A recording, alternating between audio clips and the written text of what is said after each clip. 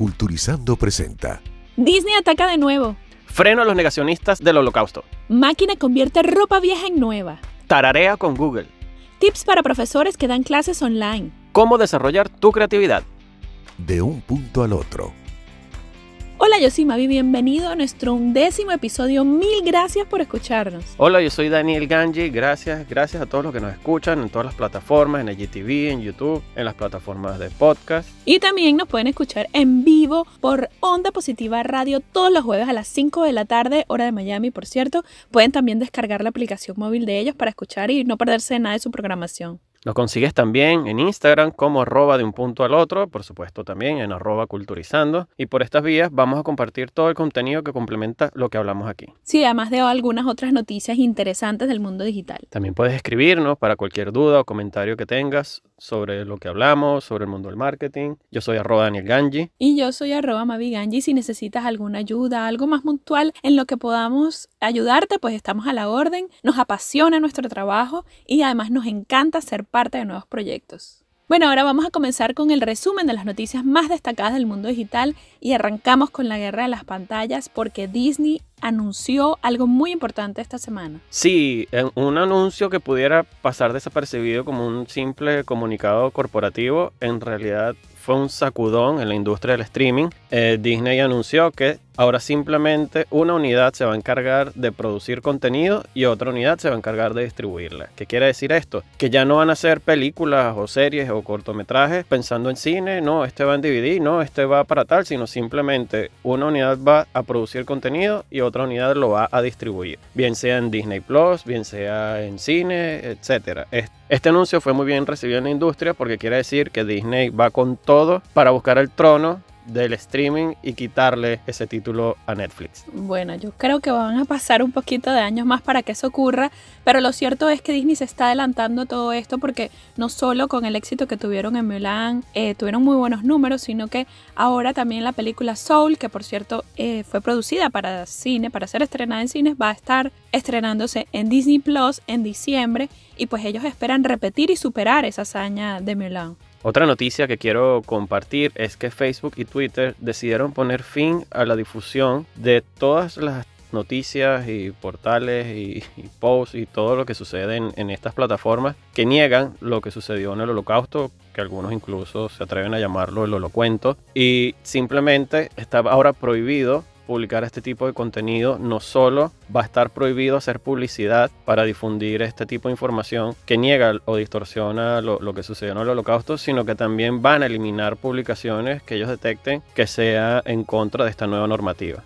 Bueno, y además, en torno a esto, según una encuesta reciente en adultos en Estados Unidos de entre 18 y 39 años de edad, casi la cuarta parte dijo que creían que el Holocausto era un mito, que había sido exagerado o simplemente que no estaban seguros de que hubiera ocurrido. Y es que las redes sociales han traído la llamada democratización de los medios y nos han permitido tener una voz en el mundo de la información que antes ni siquiera la teníamos, pero también ha traído una parte negativa y es que es un sinfín de malas prácticas, entre ellas justamente estas que también son muy rentables, las de las teorías conspirativas. Todavía queda mucho por hacer y depurar en las redes sociales, pero bueno, sin duda es un gran paso y por algún lado hay que comenzar, ¿no? Una noticia que me encantó particularmente esta semana fue que la empresa sueca H&M se llama, tienen tiendas en todo el mundo, anunció que va a instalar el primer sistema de reciclaje en tienda del mundo, que se llama Loop con 3 O.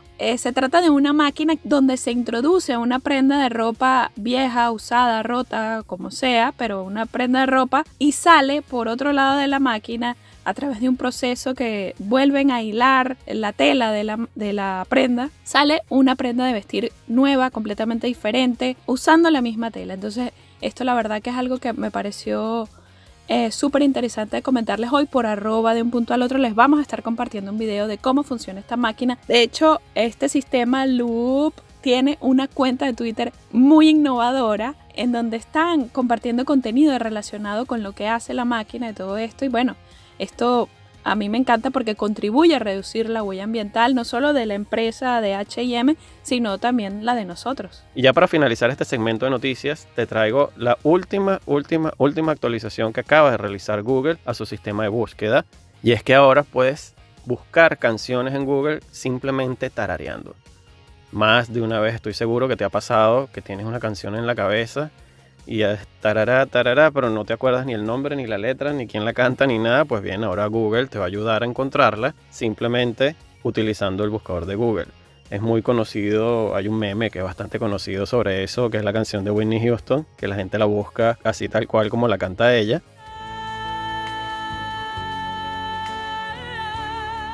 Pues bien, Google nos escuchó, como siempre nos escucha, y realizó esta actualización en su sistema de búsqueda. Sí, solo debes tocar el icono del micrófono y decir qué canción es esta y tararearla durante unos 10 o 15 segundos.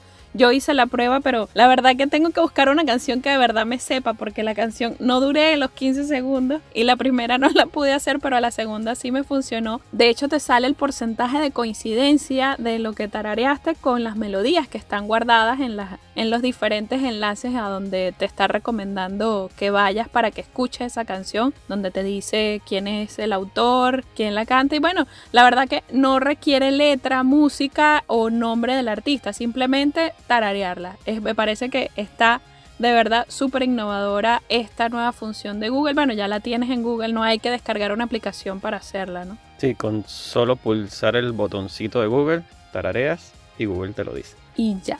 Ahora vamos a darle la bienvenida a nuestro invitado de hoy. Él es el profesor Rodolfo Dordelli. Sí, Rodolfo es licenciado en docencia, en periodismo, además es profesor universitario de comunicación social y experto en clases online. Hola Rodolfo, ¿cómo estás? Hola Rodolfo. Muy bien, aquí, gracias a Dios. Queremos hablar contigo algo que está un poco ahorita en boga, ¿no? Que es el tema de las clases online. Pero queremos hablar desde el otro punto de vista, del que está del otro lado, en este caso del profesor, del instructor, del facilitador. El programa de hoy es sobre eso, ¿no? Sobre cómo tener éxito dando clases online.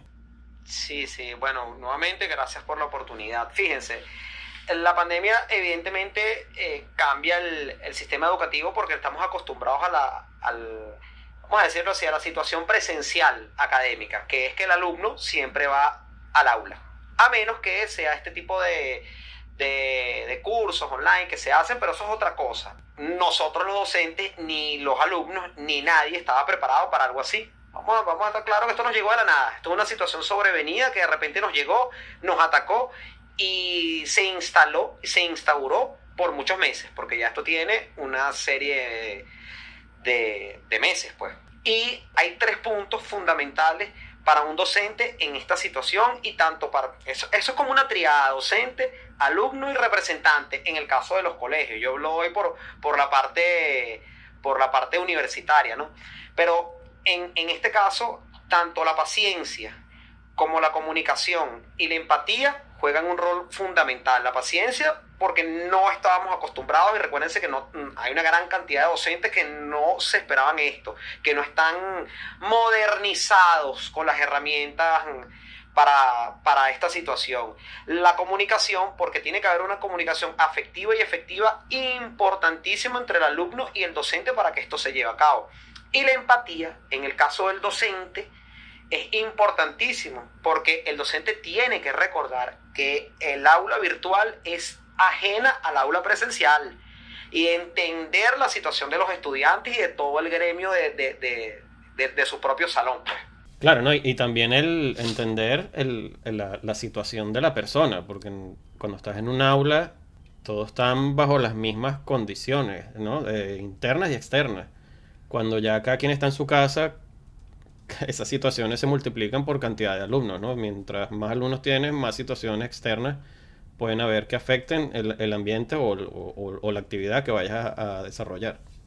Claro, por ejemplo, yo en una de mis universidades, uno de los salones donde doy clase, yo tengo más de 60 alumnos. Creo que tengo como 61 alumnos. Son 61 personas pensantes que trabajan, que salen, que entran, que su internet, que el salón, que las otras clases, que si la clase se retrasó, la anterior, la que vino después entonces está montada. Entonces es una situación compleja porque no son 5 alumnos que uno tiene en un salón. En esta situación, como ya les comenté, son 60 alumnos que yo tengo, 40 y pico en otro salón, 20 y pico en otro salón. Una cantidad importante de alumnos, de los cuales ahí, en ese punto que tú acabas de dar, importantísimo, es donde entra la comunicación y la empatía. O sea, el docente no es como el aula normal. Hay muchos docentes que son muy rígido y están en todo su derecho porque el docente es independiente, y cuando el muchacho le entra 5 minutos después, el docente, bueno, ya plantó unas reglas al principio de su semestre o de su trimestre o anual, dependiendo de la modalidad, y bueno, mira, después de mí no entra nadie. Entonces, ¿cómo tú en esta circunstancia complicada académica le dices a un muchacho, mira, entraste al aula virtual 10 minutos después? O sea, ahí es donde entra la empatía. El docente debe jugar mucho con la comunicación, ser empático, ser mucho más flexible. Eso no quiere decir que el docente vaya a hacer lo que el alumno quiera y el alumno va a entrar media hora después, 40 minutos después, o entra cuando cada 2 clases entra el alumno, ¿no? El docente tiene que saber qué alumno le entra, qué alumno no le entra, de llevar un control, pero con mucha flexibilidad. Es un consejo importantísimo para todos los docentes, tanto, bueno, sobre todo universitarios, pues que el alumno es un poquito mayor y no tiene el representante constantemente al lado. Rodolfo, y pensando justamente en esos retos que asumen los profesionales de la educación en este nuevo formato, ¿cuál crees tú que es el más grande reto a los que se enfrentan los profesores cuando están dando clases online? La lucha contra el modernismo, porque los docentes, claro, porque solo hay 2 tipos de docentes. El docente joven, que es el que casi siempre se está graduando, está comenzando a graduarse y tiende a dar clases en la universidad que lo formó, y tiene como una responsabilidad, y es el espíritu del recién graduado, pues el muchacho joven. Y luego tenemos un grupo de docentes que pasan los 45 años, casi siempre es así, pocos son los docentes de 30, 31, sino que tienes un gremio de docentes de 40 y tantos para arriba, 50 y tantos para arriba, y estos docentes no estaban preparados para esto. Entonces, ¿qué ocurre? Que la lucha del docente ha sido contra la evolución de este tipo de este reto académico, que es el reto por vía Zoom, cualquier herramienta que el docente necesite, pues con el que el docente trabaje. Entonces, ese es el punto número 1, tratar de modernizarnos a los docentes, tratar de modernizarnos a nosotros primero como sociedad, pues muchos de nosotros no sabía de esta situación de las líneas académicas virtuales. Y por supuesto, la otra es que lo que necesita todo docente en este momento, a veces es un poco complicado hablar de esto, pero si no tienes una buena computadora, si no tienes un teléfono acorde, si no tienes el aparato disponible para tu dar clases, también es muy complicado. Entonces esa es la lucha es tratar de que el docente se adapte a esta situación, que ha sido bastante compleja, sobre todo en Venezuela. ¿Qué crees tú que es mejor, las clases en vivo o grabadas, que el alumno vea la ponencia del profesor y luego se discute aparte? ¿Qué crees tú que a qué se le puede sacar más provecho? Claro, lo que pasa es que la clase en vivo siempre es más fresca. Siempre es mucho, por lo menos en mi clase, yo permito que los alumnos hablen. Se hace ese feedback entre alumno-profesor. Entonces, si ellos ven la clase tiempo después, 1 hora después, 2 horas después, y mis clases quedan grabadas, además, se pierde ese feedback, porque yo le doy aproximadamente entre 10 y 15 minutos para que ellos me digan absolutamente todo lo que necesitan saber de la clase. Entonces, si no ven la frescura de la clase, pues se pierde ese material académico donde tú discutes, pues. Entonces, mi recomendación siempre es que el alumno trate de entrar, que no vea la clase grabada. Es la recomendación principal. Y deben tomar en cuenta siempre, alumnos y docentes, y siempre hago énfasis en eso, que la clase virtual es muy distinta a la presencial, muy, muy distinta. El tipo de comunicación se hace compleja. Entonces, cada docente debe primero dar su clase y después permitir obligatoriamente que el alumno hable, que el alumno se exprese, y sobre todo cuando son materias complicadas. Hay materias complicadas, periodismo 1, periodismo 2, periodismo 3, y yo las doy, son materias complicadas, complejas. Eso evidentemente hace que se necesite ese deslizamiento de información entre alumno-profesor. Rodolfo, ya como para cerrar y retomando algo que mencionaste hace rato de unos puntos importantes, vamos a puntualizar y darnos unos 3, 4 tips que debe tomar en cuenta un profesional para tener éxito dando clases online. Ok, uno de los tips, y creo que es uno de los más importantes, es no enviar tantas evaluaciones. No enviar tantas evaluaciones. Hay docentes que creen que, bueno, como la modalidad online es totalmente distinta, a veces la parte académica o el aprendizaje se medio complica porque obviamente no es el mismo aprendizaje. Los docentes creen que enviando 15, 16, 20 evaluaciones, pues entonces ellos están como afianzando el conocimiento, y no es así, es todo lo contrario. Mientras menos evaluaciones, pero más certeras y más concretas, muchísimo mejor. Segundo, estoy plenamente convencido, de hecho los estudios lo avalan, las clases online en esta modalidad no pueden pasar de la hora. Ya una clase que pase la hora se hace complicada. Si la clase se hace la hora, es preferible primero hacer un break y después continuar, pero evitar a toda costa que la clase se extienda, porque sí ha habido casos que la clase se extiende 2 horas, 3 horas, entonces es complicado. Otro de los puntos que se debe tomar en cuenta en la modalidad online es no tratar de usar el WhatsApp como vía académica.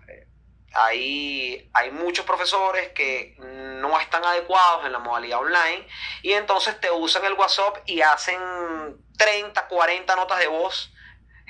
Entonces, claro, tú tienes a los alumnos puestos allí durante toda una tarde con unas notas de voz de 20 y pico de minutos.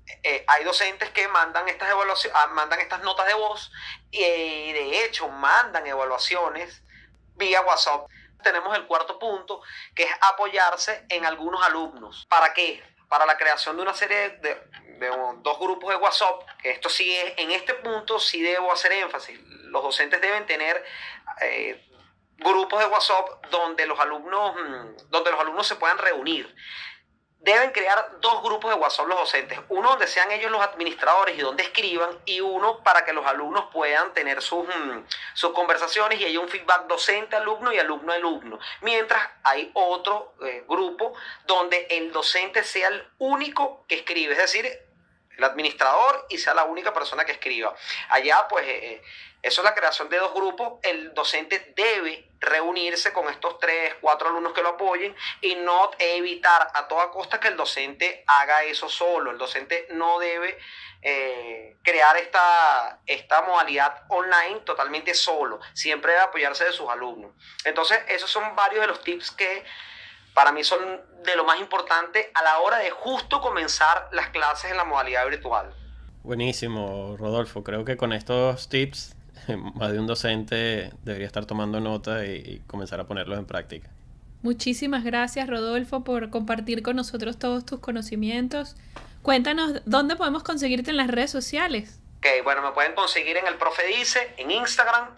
Allí pues hay una serie de artículos, de tips que le doy tanto a los alumnos como a los docentes, importantísimos. Bueno, en este caso a los alumnos de comunicación social, a los periodistas y a los docentes en general. @el Profe Dice. Buenísimo, Rodolfo. Tremenda iniciativa. Además, gracias por compartir con nosotros y por aceptar la invitación a De un punto al otro. Muchas gracias, Rodolfo. Muchachos, muchísimas gracias por esta entrevista, por haber tenido esta charla tan amena, tan educativa, tan prometedora para nuestros estudiantes y por supuesto para nuestros docentes. Espero que, nos veamos pronto, conversemos pronto y nuevamente muchísimas gracias y que sigan los éxitos. Un gran abrazo y muchísimos saludos. Gracias, Rodolfo. Mavi, qué entrevista tan buena. Muy útiles estos tips, no solo para el profesor o el docente o quienes se dedican a dar clases, sino también para los estudiantes. La verdad, Rodolfo dijo cosas muy importantes, no solo para profesores, sino también para los estudiantes. Hablando de cosas muy importantes, no se pierdan el podcast de Daniela y Federico, @cosas muy importantes.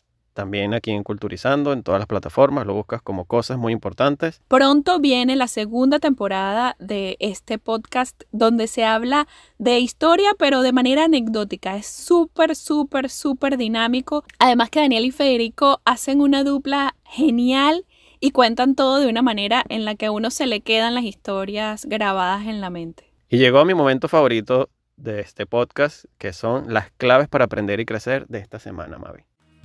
¿No se te ocurre nada nuevo? ¿Sientes que tienes poca creatividad o que no sabes qué hacer? Hoy en las claves para aprender y crecer te quiero dar tips para ser más creativo. No hay que desanimarse por haber perdido la creatividad. En realidad esto es algo con lo que nacemos y además está científicamente comprobado que lo perdemos con el pasar de los años. Algunos culpan al sistema educativo por darle poca importancia a las materias que son creativas o que estimulan la creatividad como las artes. Y la verdad es que no sé tú, pero yo recuerdo que cuando yo iba a las clases de guitarra, a las que por cierto yo quise ir y mi mamá encantada me enviaba con la esperanza de que algún día yo tocara el cumpleaños feliz o cantara las canciones que a ella le gustaban, pero bueno, también recuerdo que alguien me dijo en esa época que los músicos en general no eran gente exitosa, que igual yo tenía que estudiar otra cosa porque los músicos pasan hambre y trabajo. Y bueno, el cuento corto es que abandoné la guitarra a los 14 años, luego de haber estado en el tope de mi clase de música, no solo en la primaria, sino también de guitarra. Estuve unos 5 años tocando guitarra todos los días. Recuerdo que tenía hasta callos en las puntas de los dedos y la verdad no me importaba. Bueno, hasta que llegué a la adolescencia y comencé a darme cuenta de que ese era mi tope, que insistir en clases de guitarra y en esa parte creativa mía, si yo realmente no quería ser músico y no estaba en mis planes ser músico, pues para mí era una pérdida de tiempo y pues me salí de la clase. Alguien me sembró la idea de que esa parte creativa mía no iba a tener éxito y que no me iba a llevar a ningún lado y pues claro, me dejé influenciar, me convencieron y ahora recordando todo esto me he dado cuenta de que nunca he dejado que se apague esa llama creativa en mí. De hecho, la he seguido aplicando en muchos aspectos de mi vida y seguramente tú también lo has hecho. A mí me encanta la cocina, me encanta inventar en la cocina, lo llamo yo. Yo no hago una receta exactamente igual siempre. Eso es parte de ser creativo porque le agregas algo nuevo todo el tiempo, estás inventando algo nuevo. Recuerdo también que cuando estaba adolescente, en la misma época en la que dejé la guitarra,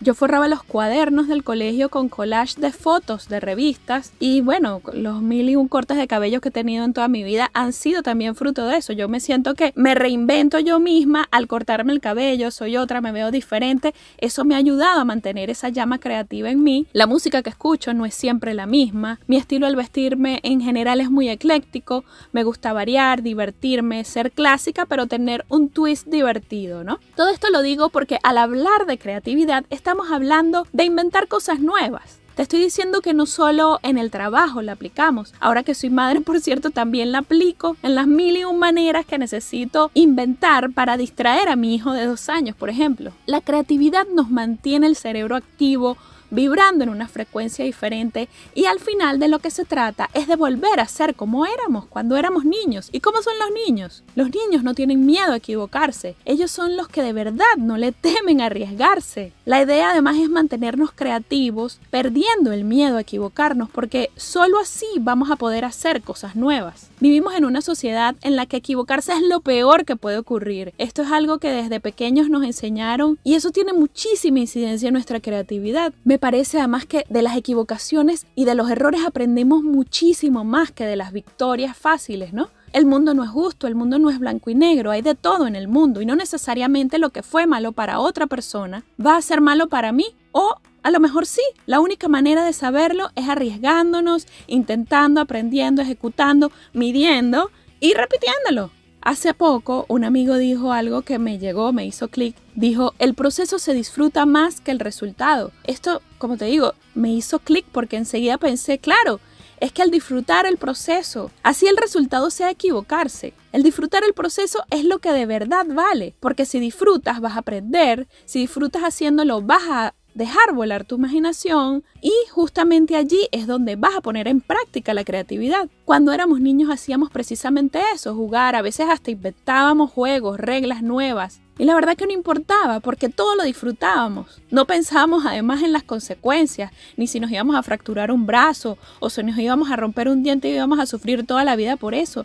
Nada de eso. Por eso, reflexionando sobre este tema, quiero darte unas recomendaciones finales para que animes al niño que llevas dentro, ese mini tú que está allí escondido, reprimido quizás, y que en lo que le des fuerza va a volver.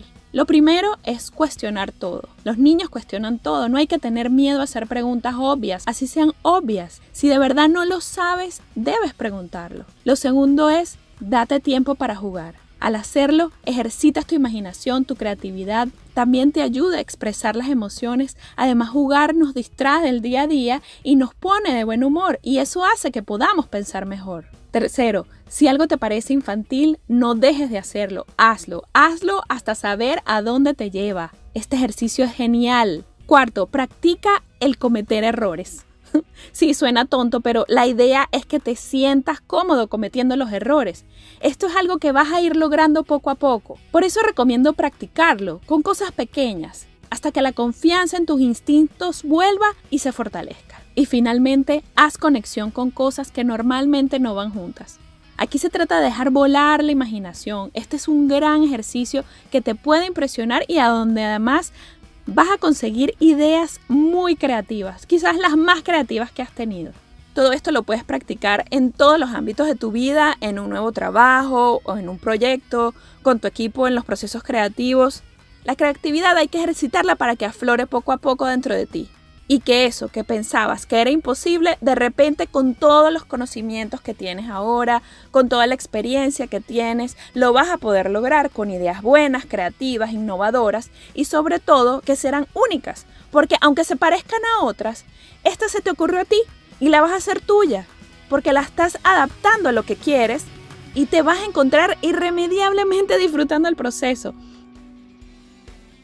Gracias, Mavi, por estos buenos datos. Excelentes consejos, fáciles, dinámicos y sobre todo muy útiles. Por cierto, pueden buscar también claves para aprender y crecer solito, así como suena, en las plataformas de podcast para que escuchen este segmento por separado y ahí van a encontrar todos los episodios que ya están disponibles en todas las plataformas de podcast. Y ponemos punto final a este episodio y recuerda que puedes escuchar todos nuestros podcasts en las principales plataformas. En Apple, en Google, en Spotify, en Amazon Music, en iVoox, en Deezer, etcétera, etcétera, etcétera. También en culturizando.com/podcast y también en Onda Positiva todos los jueves a las 5 de la tarde. Síguenos en @deunpuntoalotro, @culturizando y @sideofred. Yo soy @Daniel Ganji. Y yo @Mavi Ganji. Hasta la próxima. Chao. Bye.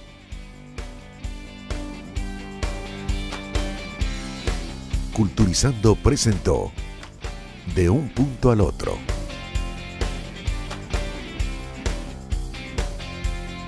Culturizando Original. Una producción de culturizando.com.